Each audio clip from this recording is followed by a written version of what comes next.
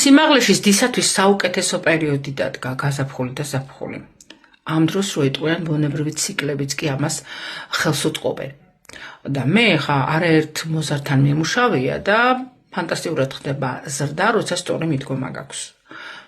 თუნდაც როცა ვიწყებ ორგანიზმის წმენდას, ძალიან ხშირად მაშინაც კი იწყებენ ზრდას, იმიტომ რომ პარაზიტები არიან, აი როგორც სარეველა მცენარეისთვის და ხელსუშლის ზრდაში, ანალოგიურია მოზარდის შემთხვევაში.